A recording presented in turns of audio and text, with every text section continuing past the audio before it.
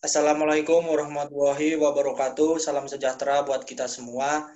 Perkenalkan kami dari kelompok 4 yang beranggotakan Diah Kumala Margareta, Nila Rafika, Dwi Nugraeni, Dina Nikmatul Ulia, dan saya sendiri Faisal Hindrawan Dwi Janarko. Di sini kami akan mendiskusikan mengenai pembelajaran di masa pandemi atau COVID-19 ini. Adanya virus COVID-19 memberikan dampak yang luar biasa, terutama pada bidang pendidikan. Di bidang pendidikan, pembelajaran dilaksanakan yang berarti siswa-siswa dan mahasiswa belajar dari rumah masing-masing menggunakan media telepon, HP, maupun laptop. Untuk lebih jelas, materi akan disampaikan oleh Mbak Diah Kumala Margareta. Silakan Mbak Diah. Baik, terima kasih Mas Faisal. Saya sebagai pemateri pertama akan menyampaikan pendapat saya mengenai efektifkah pembelajaran daring semasa COVID-19. Menurut pendapat saya pribadi, hal tersebut tidak efektif. Saya mengatakan hal seperti ini tidak semata-mata hanya mengatakannya saja, namun terdapat juga berbagai alasan mengapa saya mengatakan pembelajaran daring di masa COVID-19 tidak efektif. Dari segi yang pertama, dari segi ekonomi. Karena adanya virus COVID-19, pemerintah mengeluarkan kebijakan yang sangat cepat, yakni kebijakan PSBB. Karena kebijakan PSBB ini diterapkan, banyak karyawan swasta maupun karyawan biasa yang ter-PHK. Karena karyawan-karyawan banyak yang ter-PHK, angka pengangguran di Indonesia bertambah menjadi sangat pesat. Bahkan, Kepala Bappenas Soeharto mengatakan setidaknya terdapat 3,7 juta angka pengangguran meningkat ketika masa pandemi COVID-19. Lalu alasan lainnya dari segi ekonomi adalah mahalnya kuota internet. Mau tidak mau ketika pembelajaran daring pada masa COVID-19 akan menggunakan kuota internet. Nah, hal tersebut meningkatkan kemiskinan karena mahalnya paket internet yang dijangkau oleh masyarakat kecil seperti kita. Lalu alasan yang kedua dari segi teknologi. Tidak semua wilayah di Indonesia memiliki akses internet yang sama baiknya dan sama bagusnya. Faktanya, banyak sekali daerah-daerah di Indonesia, khususnya di daerah yang terpencil, kurang memadai akses internetnya. Lalu, Direktur Jenderal Pos Informatika mengatakan bahwa setidaknya terdapat 12.548 desa di Indonesia yang hingga saat ini belum tersentuh akses internet sama sekali. Lalu dari alasan yang ketiga adalah segi kualitas pendidikan itu sendiri.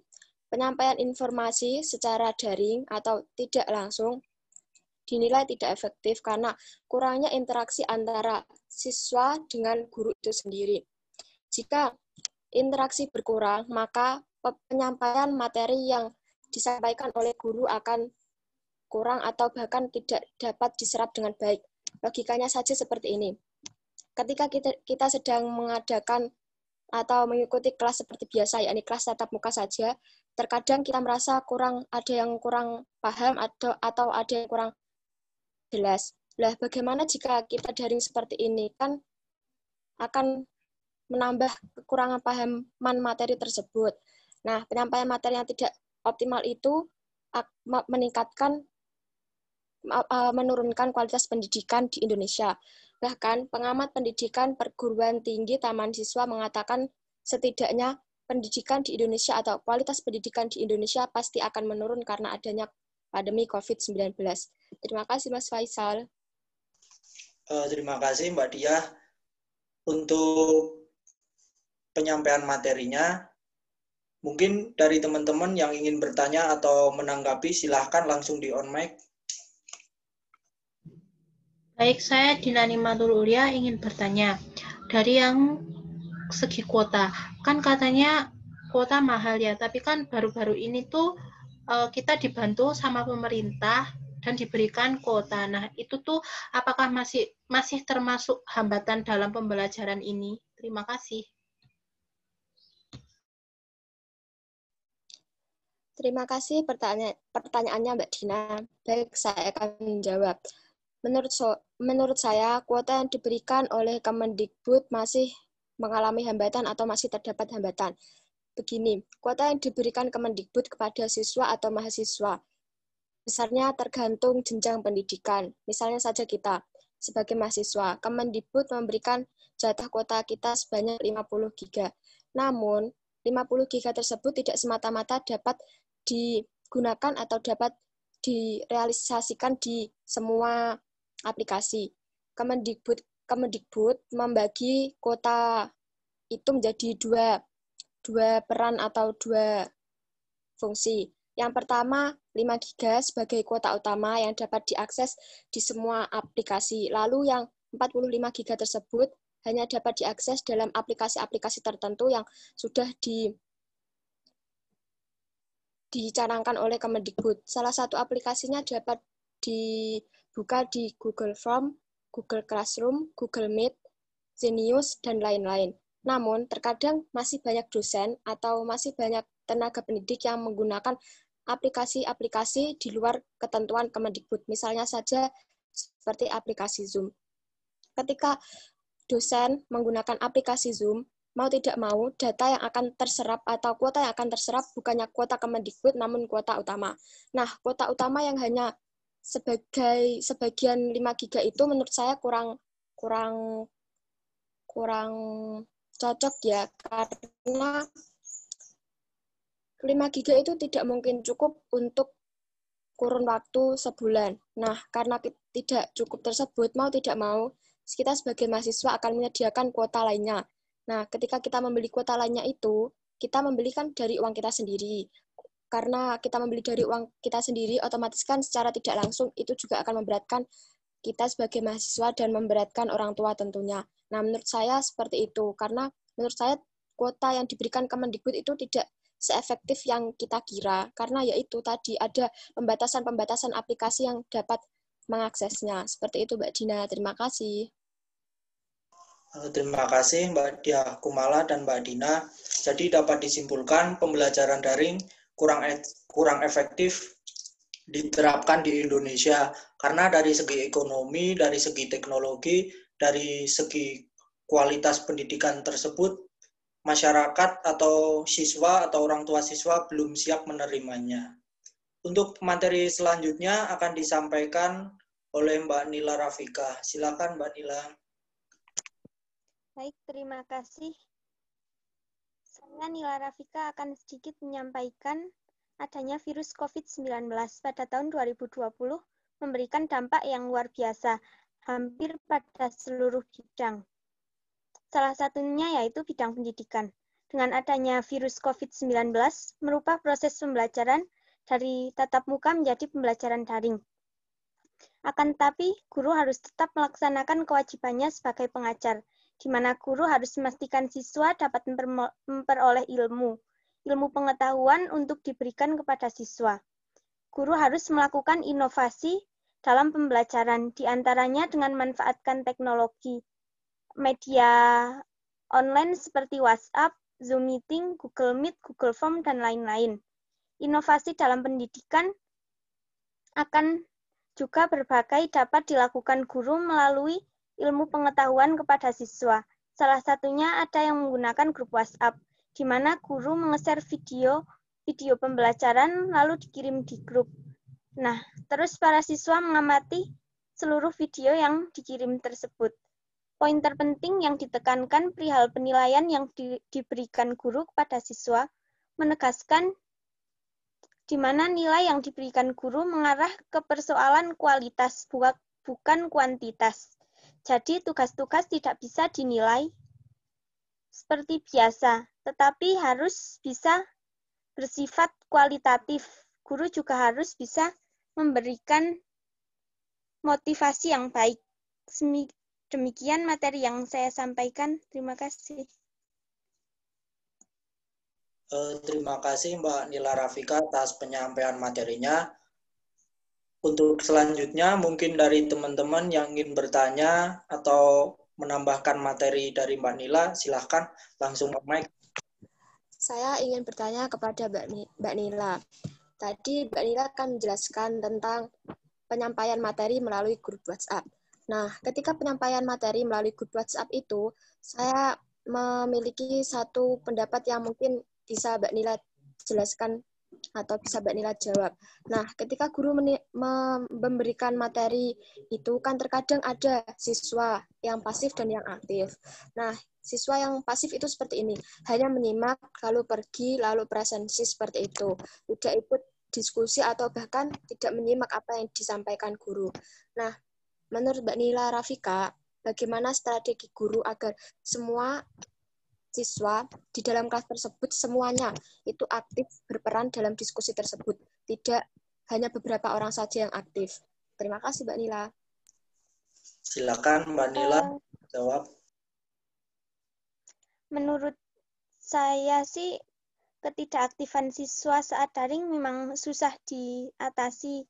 Ya, lebih baik akan tetapi untuk mempermudah seharusnya guru selalu memantau kegiatan yang dilakukan semisal di WhatsApp. Nah, guru tersebut harus memantau kegiatan pembelajaran tersebut. Soalnya jika guru tersebut tidak memantau, siswa akan sebaliknya pasti tidak akan aktif. Akan tetapi kesuksesan pembelajaran kalau menurut saya selama daring ini tergantung pada kedisiplinan semua pihak. Tidak hanya pihak satu saja.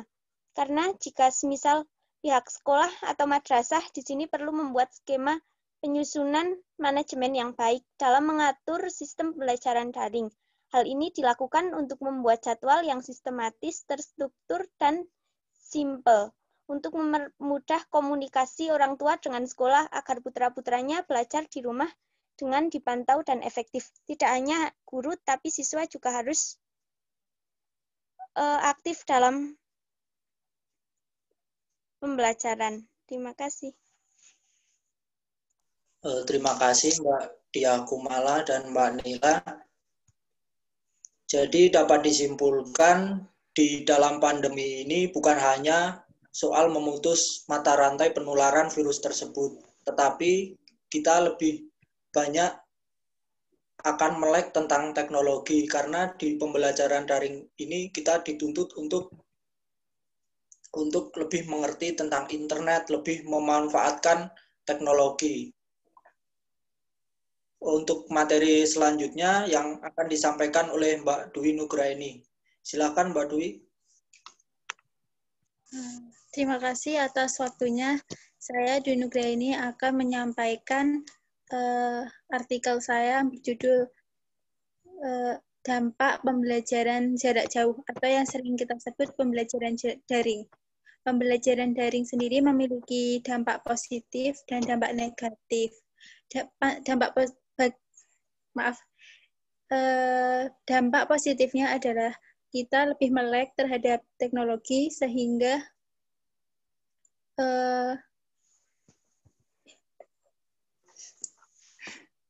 kita lebih melek terhadap teknologi karena mau bagaimanapun penggunaan aplikasi dan juga alat komunikasi saat ini sangat diperlukan seperti penggunaan laptop, handphone, ataupun komputer. Lalu dalam pembelajaran daring ini, siswa akan lebih mencari berbagai materi di internet sehingga wawasan yang dimiliki siswa akan lebih luas dan nilai yang dihasilkan juga akan lebih baik. Lalu dalam pembelajaran di rumah ini, antara anak dan juga orang tua akan lebih erat hubungannya dan siswa akan lebih mandiri dalam pembelajaran di rumah. Lalu selain dampak positifnya, terdapat pula dampak negatifnya, yaitu banyaknya tugas yang diberikan oleh guru sehingga tanpa memberikan penjelasan terhadap materi yang diberikan. Biasanya ini terjadi di beberapa guru yang kurang mengikuti perkembangan teknologi karena tidak dapat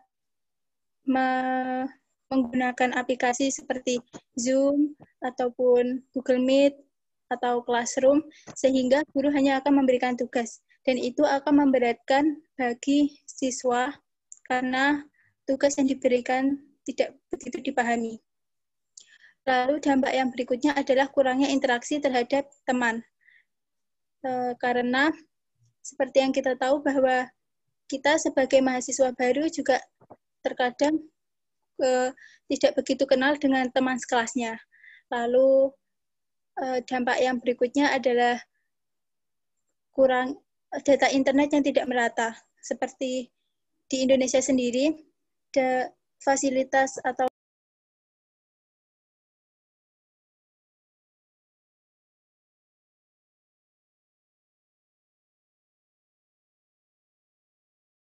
internet atau di Google, sehingga biasanya anak akan lebih sering menyalin dan tanpa mengerti maksud dari jawaban tersebut. Sekian dari saya kembalikan kepada Mas Faisal sebagai moderator. Terima kasih Mbak Dwi Nugraini.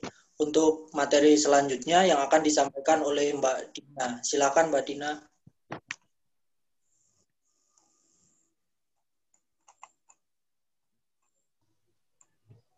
Baik, akan saya lanjutnya. Sebelumnya mohon maaf karena terkendala sinyal, jadi saya off cam. Di sini saya akan Baik, di sini saya akan memperinci materi dari Mbak Dwi Nugraini. Pandemi COVID-19 sendiri merupakan suatu bencana besar yang dampaknya sampai ke seluruh penjuru dunia. Pandemi tersebut berasal dari Wuhan, Cina, yang kemudian menyebar ke berbagai penjuru dunia hingga akhirnya masuk ke Indonesia. Virus ini dikenal di Indonesia dengan nama virus corona. Nah, virus corona sendiri mulai masuk ke Indonesia pada bulan Maret 2020. Adanya pandemi ini banyak berbagai dampak yang ditimbulkan. Salah satunya yaitu pendidikan. Dalam pembelajaran di masa COVID-19 pastinya ada sisi positifnya. Nah, salah satu sisi positifnya itu bisa memutus virus yang menyebar dengan berdiam diri di rumah. Sesuai instruksi pemerintah Kemendikbud pada tanggal 16 Maret 2002, pembelajaran dilakukan secara daring atau dalam jaringan. Hal tersebut pastinya menumbuhkan pro dan kontra pada kalangan masyarakat. Dengan melihat situasi yang sekarang sangat tidak memungkinkan jika kita bersekolah dengan cara bertatap muka. Virus corona sendiri sangat mudah ditularkan, dan jika kita tetap bersekolah, besar kemungkinan virus tersebut bisa menyebar dengan cepat dan memakan banyak korban jiwa. Maka dari itu, kita dihimbau untuk belajar secara daring supaya nantinya tidak ada korban jiwa. Untuk selanjutnya, kita bisa lebih dekat dengan keluarga dan dalam pembelajarannya orang tua ikut mendampingi. Pada jam-jam tertentu, pastinya orang tua memiliki pekerjaan atau kesibukan. Dalam pembelajaran di masa pandemi ini, pastinya anak-anak membutuhkan pendampingan dari orang tua untuk belajar melalui handphone maupun laptop. Dari yang saya lihat, anak-anak SD akan diberikan tugas melalui Google Classroom dan tugas tersebut memiliki tenggat waktu sampai jam 12 malam. Mungkin ada beberapa anak yang dalam pembelajarannya itu ingin didampingi oleh ibunya, padahal seorang ibu itu juga memiliki tanggungan seperti memasak dan beres-beres rumah. Dalam hal ini, orang tua, baik ayah maupun ibu harus meluangkan sedikit waktunya untuk menemani anaknya, supaya tidak menyalahgunakan handphone dan laptop. Juga orang tua mampu menjelaskan lagi materi yang disampaikan dikarenakan ada beberapa anak yang sulit memahami materi yang disampaikan oleh gurunya.